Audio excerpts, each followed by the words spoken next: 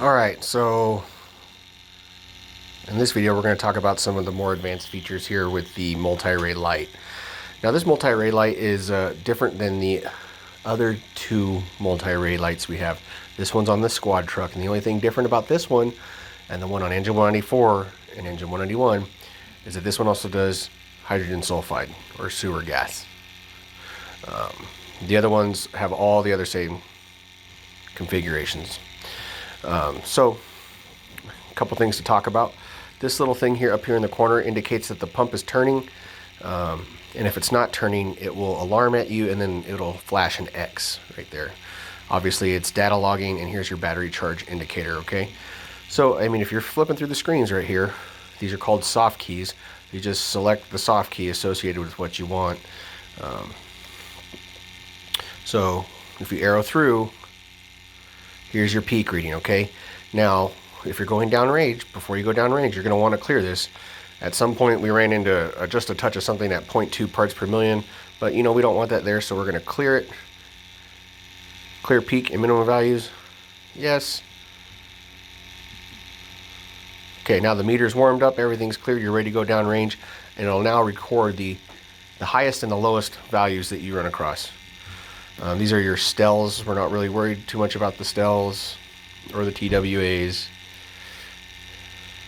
And then it goes through the general settings, temperature, battery voltage, yada yada. Okay, so back at the main screen.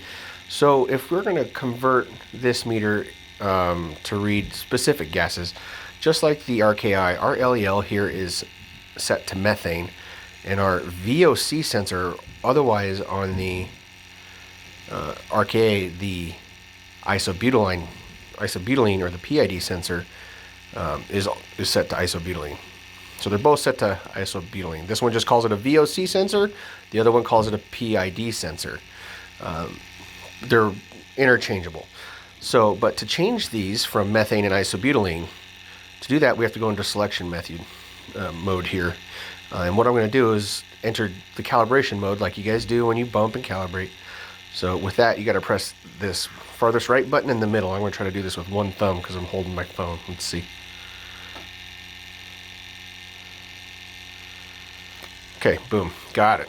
Got lucky. Okay, so in calibration mode, you're going to select calibration mode. You can fresh air. So kind of like the demand zero, the fresh air does that, the same thing as demand zero for the RKI. Now, you can just select it, fresh air, start, it'll be 1 minute. So to say that again, because that was kind of confusing, the demand zero for the RKI and the fresh air for the multi-ray are the same. In the calibration menu though, you will see a zero span or sensor zero, something to that nature. That is not the same. Do not use that. That takes a special gas with nitrogen, and we don't do that with the regular air, but fresh air is okay. What you're doing with the fresh air is you're telling this sensor that you're in a clean atmosphere. It may have been reading 0.2 parts per million of something, and you just want to have the most accurate reading possible, so you fresh air it in that clean atmosphere.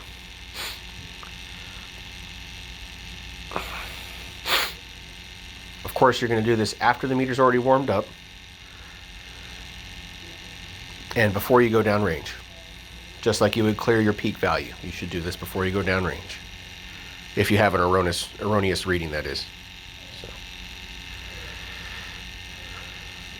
Okay, so now it's all fresh aired.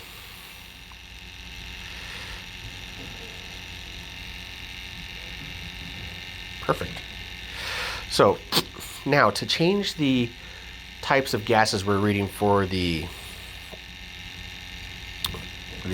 combustible gas sensor or LEL sensor, or the VOC sensor / PID sensor that's calibrated to isobutylene, you're going to scroll down to cal reference. You need to be in cal reference, not change cal gas. That will completely change the gases in the system. Do not do that. Cal reference. You're going to select it.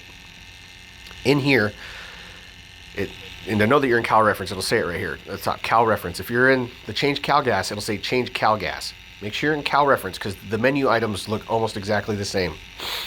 So now you get to choose your PID sensor or your VOC sensor that's currently calibrated to isobutylene, or your LEL sensor, combustible gas indicator, which is calibrated to methane. So select which one you want. So we're starting with VOC. Remember that.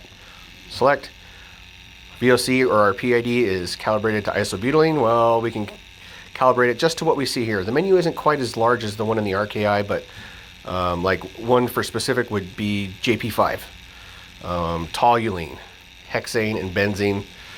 Probably the more frequently ones that you're going to run into. You can do a conversion for that without having to do a manual conversion with math and have the correct alarm values. So we're not changing anything. So we're just going to select done and leave it on isobutylene. See how it automatically, though, after going to the VOC, went straight to LEL. So now all you have to do is hit select. You don't have to scroll down to it. So hit select. And for this one in the LEL, we have things that are going to be specific to us, like propane. Propane's probably going to be the big one, and then gasoline, and maybe ethanol here. But propane is probably the biggest one on here that you want to know about, with all the propane powered homes and everything that we have out here. So we're not going to change anything, but if you wanted to, you just arrow down, select, hit done, and that would be it. But we're not going to change anything. So just done, and that's how you do it. And then you would just back out of this. You've done them both now. Back out to the main screen.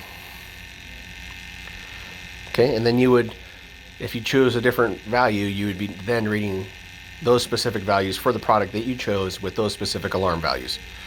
So another thing to note here is that right here on the screen you see the little, kind of looks like a oxygen tank with a meter at the top, or a calibration gas tank. That's exactly what it is. So there's two colors of this. There's going to be a black one and a white one. So the black one means bump. So remember, black for bump, white for the white calibration tank. That's how I remember it. So this meter is in need of calibration. If it was in need of bump test, this indicator would be black. That's about all I have for this meter. I hope I showed you guys a few things that you didn't know about already. I'll go ahead and put this up on the brief for you.